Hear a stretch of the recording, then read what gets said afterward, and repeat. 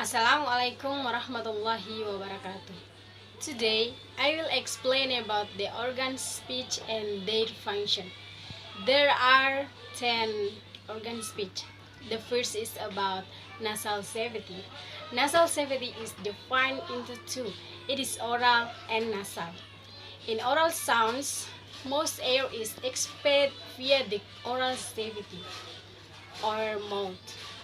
Typically, the volume is raised at the back of the mouth to block the passage of air nasal cavity. For example, like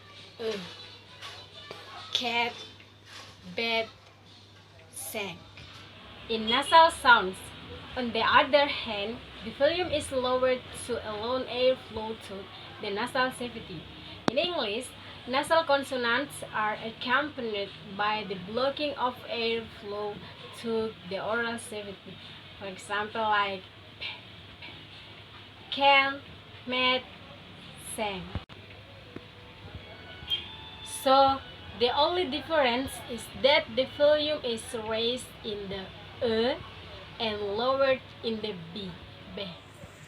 The second is about alveolar ridge. Head ridge behind the upper front teeth.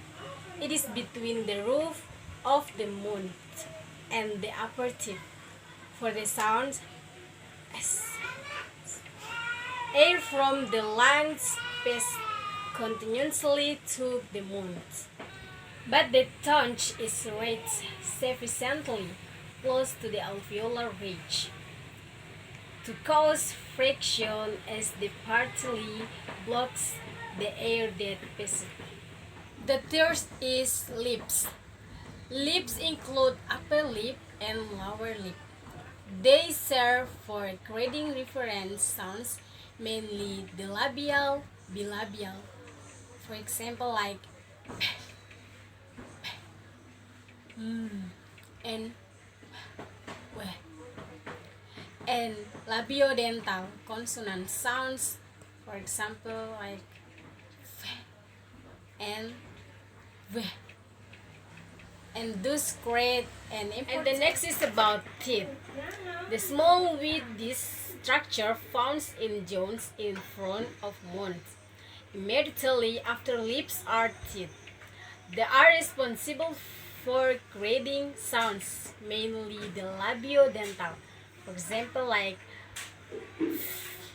and and linguidental. For example, like t and t. The next is about tongue. Width is wide variety of possible movement is essential in forming the sounds of speech. It is back, middle or dorsum, front or blade, and tip or apex. And the next is about hard palate. The interaction between the tongue and the hard palate is essential in the formation of creating speech sounds, notably T, D, and G. The next is about volume. It should have holes forming that function during speech to separate the oral cavity or mouth from the nose in order to produce the oral speech sounds. If this separation is incomplete, air is shaped to the nose during speech and the speech is perceived as happen. And the next is about full. It functions in tandem with the back of the throat, the palate, and air coming up from the lungs to create a number of glottal and other sounds. The next is about vocal fold.